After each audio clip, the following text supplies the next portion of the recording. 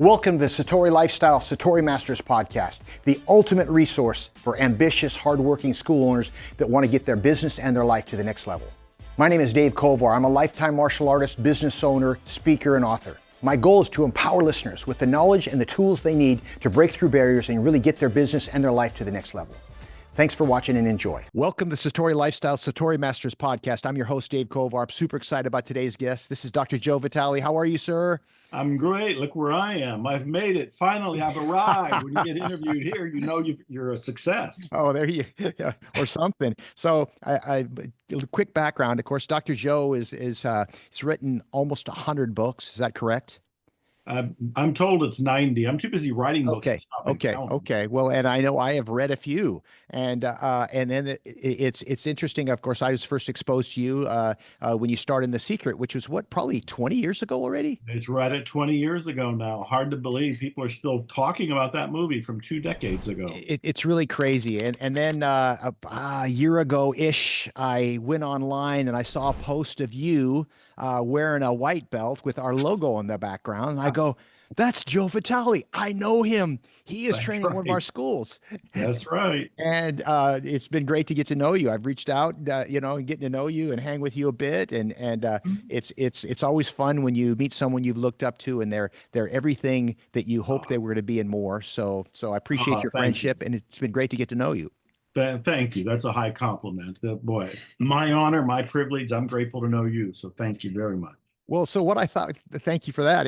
What I thought I wanted to kind of discuss a little bit, because your perspective, you've been so wired for, I hope this isn't disrespectful to say, the personal development movement, maybe for lack of a better term. You've been so, instrumental for so many people's lives, kind of helping them kind of, achieve more of their potential. And now you've always had an interest in martial arts. I know you boxed as your kid, then you do some martial arts training, and now at the tender age of 70, you got back into it and you're committed. So we could go a lot of different ways on this, but why don't you give everybody kind of a quick background of, your life story, some of the lessons you've learned along the way, and what brought you to today? Oh, good Lord. You can leave now, because if you want that, I'll be talking for the next 3 Okay, I'll be back. hours. I'm going to go get you. No. Go get lunch and come back. My God, where do I even start? Well, let's talk about your martial arts training, maybe your first initial exposure to boxing. That's probably a good way to do that. Well, my father had been a boxer. He was a professional fighter. He had been a boxing trainer. He was a manager. So I was, I had a head start. I was born into that kind of mindset and that kind of atmosphere. And so punching the bag and skipping rope and learning how to defend yourself with your gloves, with your fist, and all of that was part of what I learned coming out of the crib. And I did like it. I don't know if I was trying to win my father's approval, but I found myself passionately loving it so much. By the time I was 17 years old, I thought I would be the world heavyweight boxing champion. And I swear to God, I would go to bed at night. I would have pictures of heavyweight boxing champions all around my bedroom wall, Jack Dempsey and Floyd Patterson and those guys. And I would close my eyes, put my fist in the air, and imagine them holding my hand up, as I am the winner. I am the heavyweight boxing champion. So this goes way back for me. And I did box. I found that I did not like being hit in the face. So I was beginning to be disillusioned there. And the other thing was, I knew that a heavyweight boxing champion had to be over, I think it was 180 pounds. And I was under that. I would have been a light heavyweight, or even below that. And I thought, nobody knows what the light heavyweight is. You have to be the heavyweight. So slowly that started to fade away for me. But martial arts was also there. We didn't have Kung Fu. I don't even know if we knew what Bruce Lee was yet. But in the late 60s, my father was always into self-defense, and the local YMCA had a self-defense class that was based on karate. And he signed me up for it. And between that and Black Belt Magazine, which really got me excited about martial arts, I was deep diving, before I was 20. Yeah, very cool. Yeah. And you actually started, you went to college and you started your own Aikido, I did. club, right? Thank you for remembering that, because that was one of the first big entrepreneurial, promotional, business kind of enterprises. But I didn't think of it at the time. I was just wanting to know Aikido. And I wanted to know it because I was seeing Black Belt magazine. They were doing these articles on Aikido, and Aikido sounded like it was supernatural. It sounded like you would be indestructible, and I wanted to be indestructible.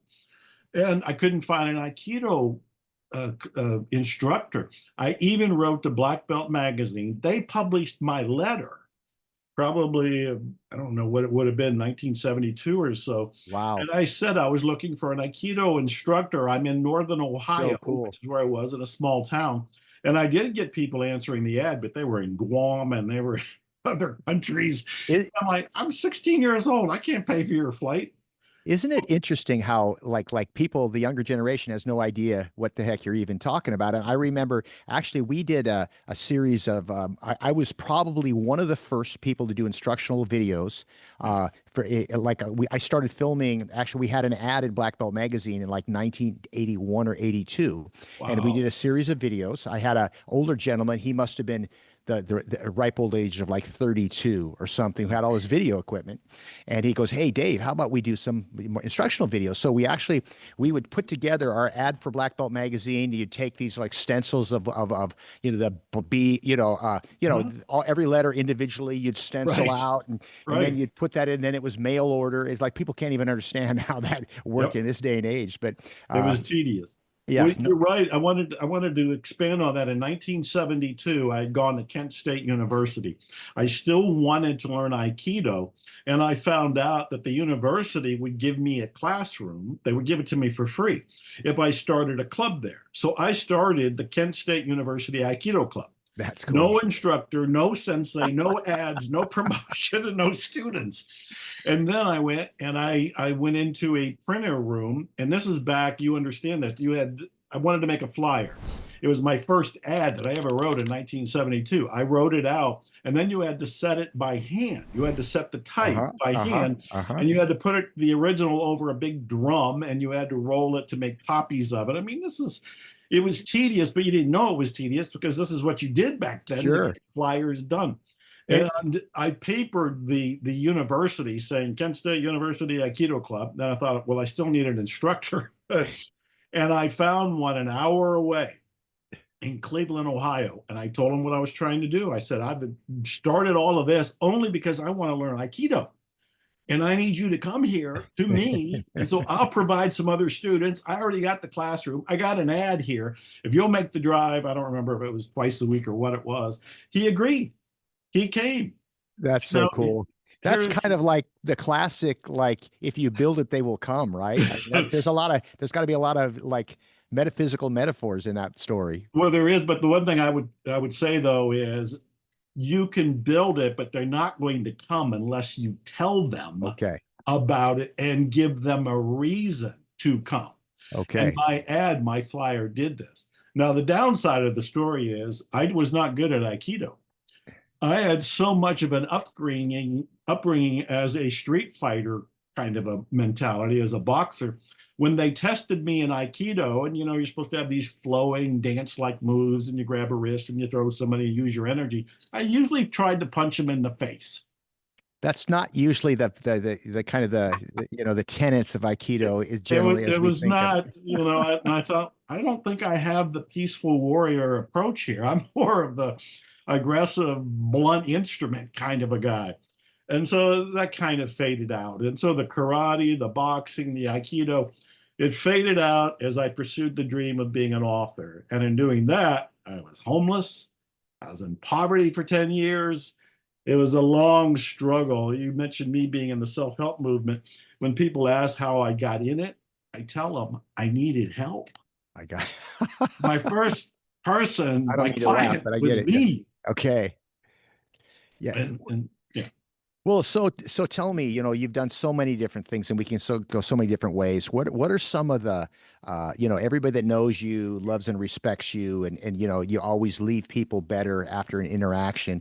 What are some of the key lessons that you've learned, in life that probably are pretty obvious, but sometimes you just need to be reminded about it that you can share with our listeners? I know that's a very broad question, so Yeah, it's a great we question. want the secret of the universe. Please give it to us right now. Right. No. Okay. Yes, we have 30 seconds, and that's where you want to say it. Gosh, there's so many things to say. Uh, I guess the thing that comes to mind was a big turning point lesson for me. And it's why I'm in martial arts and I'm in Kovar's martial arts now, is you can do more if you have somebody who believes in you almost more than you believe in yourself. And I'll expand on that in a minute because this is mind blowing how powerful it is. So the first lesson I would say is be that for other people. Be that voice of enthusiasm and positivity and inspiration and encouragement. And when you hear that somebody wants to do something, fan the fire for that. Light a fire under them and just put kindling there. Make it go into a bonfire. Get them excited because of your excitement. So let me back up and tell you the recent story and how I got into Kovar's martial arts. It was a year or so ago. I was president of the Napoleon Hill Institute. They were doing a big event in New York. So I flew to New York and I was meeting different people. And one of them was, as they told me, a world champion in karate. Oh, I just melted with enthusiasm. It's like, you're in karate? I used to be in karate. I remember some of the stuff that I used to know. And I got excited and we started talking and we hit it off and we stayed connected. And I told him about some of the routines I remembered from 50 years ago. You and I have talked about this, Right. but I didn't remember how it was done. It was too much of a vague memory and the sensei's dead and 5 decades have passed. Well, he knew what I was talking about. And when I left New York and came back home, he stayed in contact. He started sending me these 1-minute iPhone training videos. He would send me a video and say, hey, Dr. Joe, here's how you make this first move. And then he says, make a video of you doing it. I'll look at it and then I'll give you feedback. He was doing this to the point where it was happening every week. A couple of months went by. And then he started saying, Dr. Joe, I have this vision of you being a black belt. And the first time he said it, I was jarred. It was like, I'm 71 years old. It has been 5 decades since I've been in a dojo. You're sending me iPhone clips as training tools, and you're saying I'm going to be a black belt. But he planted a seed. So that kept going back and forth for a while. I thought he was crazy at first. I'm not going to be a black belt. Then I started to kind of warm to the idea going, I wonder how I can be a black belt. And then, of course, I thought, if I'm going to do these trainings, I can't keep doing it by iPhone. It's got to take a century. So then I thought I need to find a school. I'm in Folsom, California. I start driving around, and there's Kovar's Mixed Martial Arts. Took a deep breath. I was nervous. Believe me, I don't want people to think, oh, Joe just walked in without having any reservations. It's like, no, I'm out of shape. I'm overweight. I haven't had any experience doing this. I know I'm 71 years old and I'm going into the dojo for the first lesson. And I did it because there was a man who believed in me more than I believed in myself. I am now 10 months into your program and I'm a green belt working on the purple. And I have publicly declared I am going to have a black belt by age 75, if not sooner. Well, and I'll tell you what, you have it's really been fun to watch your journey, and I know along the way, even personal development gurus such as yourself, every now and then doubt yourself along the way, and yes. that's why the value of that like public commitment, and Yes. and I know you and I have talked about this personally about how we also, and I'm talking to any mature person taking up any activity, but clearly martial arts is what we're talking about, has to be respectful of the time with which you're doing this, meaning you're not 22, and and so you have to adjust accordingly. It doesn't mean that it's you're taking a shortcut. It's just being smart, right? By the way, exactly. Yes. Jeremy Sipes, your instructor over there, Yes. he talks about what a good right cross you have and a left hook. So way to go. So that's from that when you were a kid trying to be the world champion. Between you and I, and maybe eventually he'll hear this, the very first time he and I put the gloves on, I tried to knock him out. Because I thought, if I knock him out, I don't have to come back. I will have licked the instructor. But, he hit me in the face and I didn't even see it coming. I mean, he was a blur with his kicks and everything else. And he's the most wonderful instructor of all time. Just totally love what he's doing. Very good. But the one thing I wanted to say, though, to make sure that this is clear, because you talked about having doubts and everything, I think we all do, no matter what we do, when we do something new and we do something different, we do something out of our comfort zone, we're going to have doubts, we're going to have fears. I had mentioned to a lot of people when they asked me about going to the dojo in my 70s, I said, yeah, I go. And there's a fight in the parking lot every time I go. And they're like, Hmm. what? It's with me. In my car, I'm fighting because a large part of me does not want to go. And a large part of me does want to go. And so there's a bit of an arm wrestling Well, match mentally there well, I'll tell you. until I I, win. I'm sorry. Yeah, I couldn't agree with you more. As a matter of fact, it's a lecture or a talk I've given 100 times, and it's at the end. Let's just set this up. Like, so one of these days, Jeremy's going to invite me out to teach at the Folsom School. Bug him to do that, by the way. Okay, Ah, but sure, easy. I'll work with the teen and adult class or the adult class at the end. Let's just assume it was a good workout. Everybody's sweating. Everybody's having a good time. I'll gather everybody in, and I'll give some guidelines that I found really valuable in my training. And one of them is not to compare yourself with other people. Yeah, And the question that I love to ask is, how many guys wish you would have started when you were younger? yeah, And people raise their hand, and the comment is, suck it up, you didn't. You started when you started. And the reason why you wish that is because you're comparing yourself with a younger version of yourself or yeah, someone in the class that's younger. But whatever, it doesn't matter when you start in 5 years, you'd be glad you've been training for the last 5 years. But the next thing I'll ask is, how many guys ever it was your day to go to class, but you had all these excuses as to why you didn't want to go? You feel a cold coming on, you're really busy, your knee hurts, all the stuff. It's that, and everybody raises their hand, right? Myself included, by the way. I go through this like every morning when I'm going to the gym, right? And then the question is, how do you feel when you leave? You're yeah. always glad you came. That's it. And it's like That's the it. key for me, and for my own personal training, is to anchor in that feeling when you're walking out of the dojo, you're working out of the gym, and Mhm. especially on the days you didn't want to go. And you aren't you glad you came? Yes. Remember the feeling right now, because Tuesday night, when you go back, you're going to feel the same way you did walking in. And this feeling of how you feel now is going to get you over that hump. Yeah, that's a great reminder right there. Great reminder.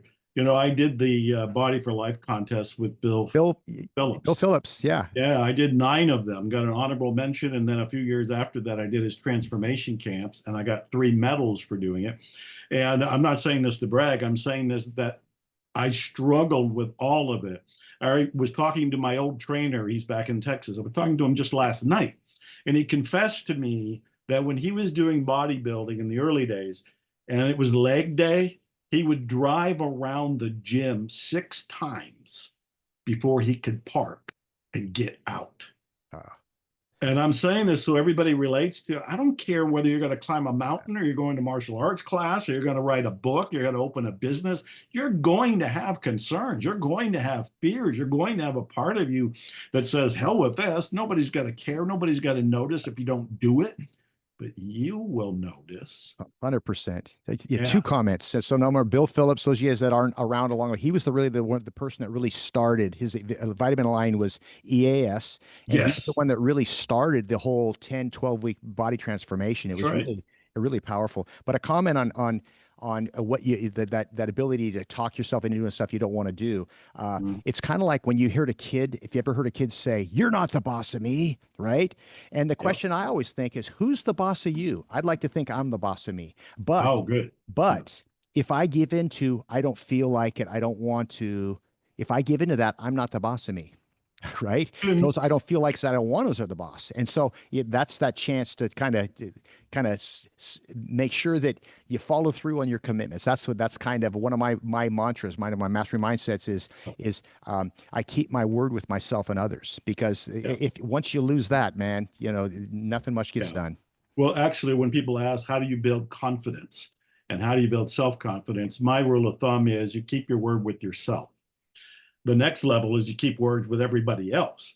But when you keep your word to yourself, you start to build trust in yourself. When you keep word with other people, you're going to show up at a certain time and you show up at that certain time. You build trust with them, and you're also reinforcing the confidence in yourself that when you say you're going to do something, you're going to do something. But can I pause and unpack this? I want to make this Yes. really relevant for everybody that's listening or watching here. And maybe it'll be news to them. Maybe this will be an enlightenment moment, because we're talking about that arguing with ourselves, and we're talking about that dialogue that goes on inside of our heads, and we're talking about one part wants to do something, another part doesn't want to do something.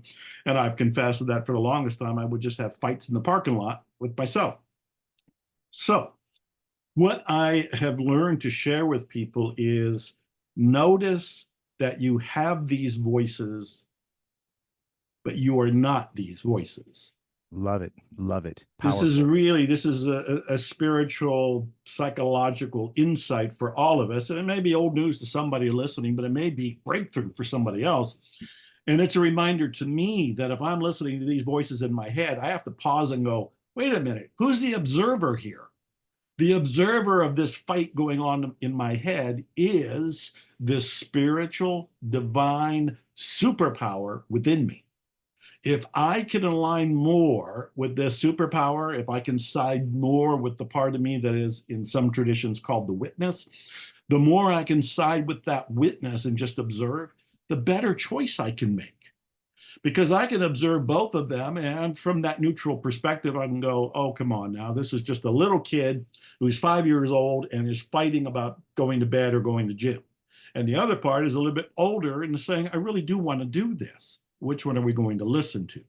By having that detachment, that objectivity, you can make a clearer choice. And I'm telling you, I'm in your program now for 10 months. I would say the first 6 or 7 months, those fights were going on all the time. And there were times, Jeremy may have seen this as my sensei in the group. I was miserable. I was miserable in there. I'm huffing and puffing. I'm pouring down sweat. I'm struggling with remembering things and doing things.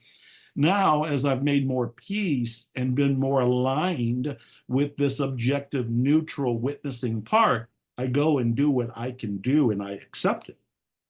It's not misery. It's not a fight. It is just the path that I happen to be on, as I'll be 72 in a month or so. As a 72-year-old going into Kovar's mixed martial arts at this time. I love it. That's so powerful, and it's kind of a reminder that you know, I'm remembering reading Dan Millman's book, The Way of the Peaceful Warrior, and a great book. And I did a bunch of his programs and some of his weekend seminars. But I'm paraphrasing a bit, but there's a spot where I think he's like on the cliffs of Spain, overlooking this beautiful beach. He's been through all this hardship, and he's feeling enlightened. And he's got, you know what? I've arrived. I got this all figured out, man. Never am I ever going to have any issues. And then, he goes to the airport and his luggage is lost. And and so, right. I mean, it's kind of like before enlightenment, chop wood, carry water, after enlightenment, chop wood, carry water. And that's kind of what I heard you say just now. Like, if you can detach yourself from, and be mindful that, all right, this isn't really me. I wrote that down. We have these voices, but you are not that voice. Is I think what I heard you're separate from it. You're the spiritual observer, if you will. It's a meditation in and of itself to just kind of get still and listen to what's going on, but also note you are the background witness. You're almost like the theater projection screen watching this take place. And when you separate yourself from that, you're less involved. You're less involved in the drama, put it that way. I also wanted to point out something, Dave, because a lot of people see The Secret, and maybe they've read my books or they've read some of the success literature out there, or they're like Dan Millman and they get to the point where they go, I got it figured out now. I'm never going to have an issue again. I'm never going to have a problem again. I have found the secret key.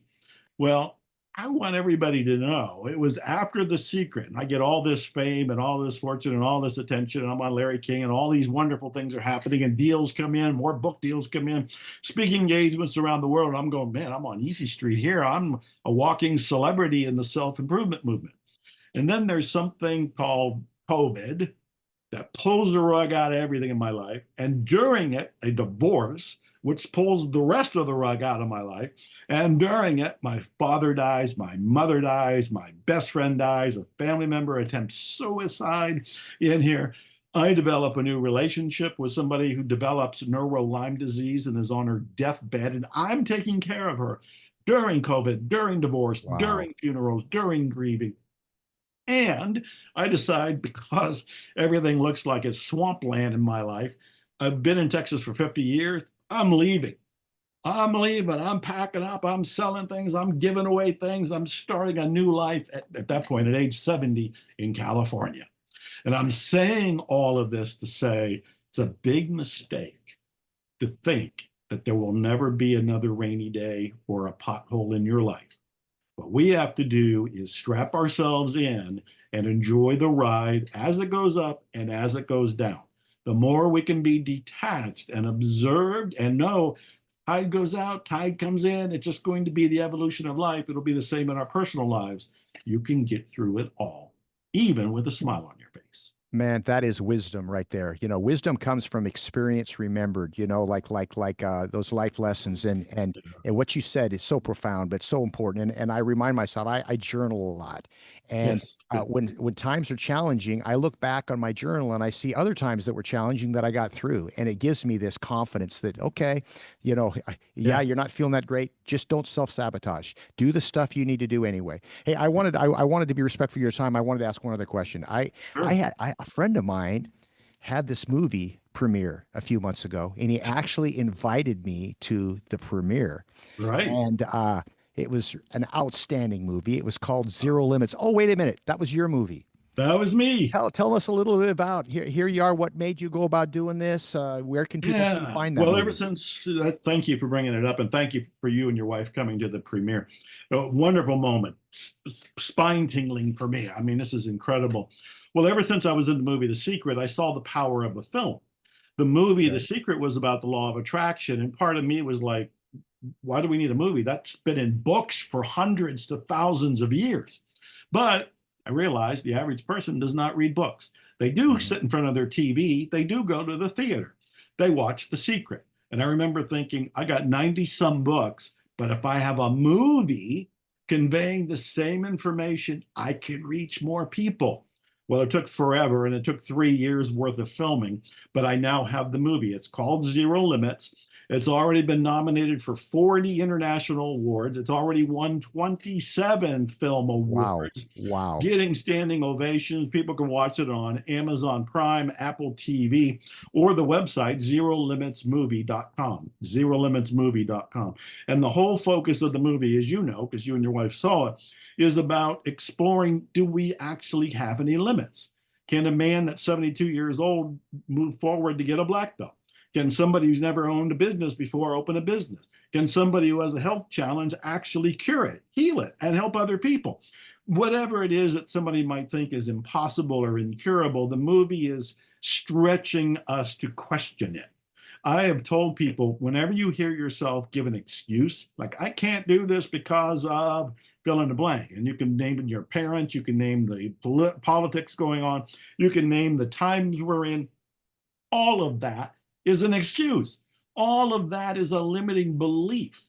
And the movie says, let's explore all of those limiting beliefs, because maybe, just maybe, there are zero limits, and you can have, do, or be anything you can vision. So powerful, sir. So powerful. Well, it's an honor to know you and get to know you better. I know you and I have a ride planned in the not too distant future in your Right. new Lamborghini. That's going to be Yeah. exciting. And if you guys, if someone wanted to reach out to you, where's the best contact point? Well, thank you. Well, I'm not hiding. I've been on the internet since the early 1990s. I'm active on Instagram. I'm Dr. Joe Vitale there. So DrJoeVitale. And I got lots of websites. My books are all on Amazon. The movies at zerolimitsmovie.com. I have a coaching program at miraclescoaching.com. And I'm probably forgetting all kind of cool things, but Well, very cool. Well, I know your Instagram follower just have a mere, like, what, 3 million followers, 2 million followers? Yeah, 2.7, 3 million, something like Crazy. that. Yeah. Amazing. Well, I'm just about to break 30,000 on Instagram. So That's almost a the lot of same people. number. That's bigger Almost the than same that's number. more people that were in the city I was born and raised in. That's a lot. All right. Dr. Joe, thank you so much for your time. My joy. Thank you. I'm grateful. Take care. Thank you for tuning in today to our podcast. I hope you found it valuable and inspirational. To stay connected, please subscribe to Apple Podcasts, Spotify, or wherever you go for your podcasts. If you enjoyed today's show, please give us a 5-star review. And we really sincerely would appreciate some feedback. Your feedback helps us to create high-quality content that will help others in the future. If you'd like to follow me, you can go to Dave Kovar on Facebook or Haunchie Dave Kovar on Instagram. Thank you so much for watching, and I'll see you on next episode.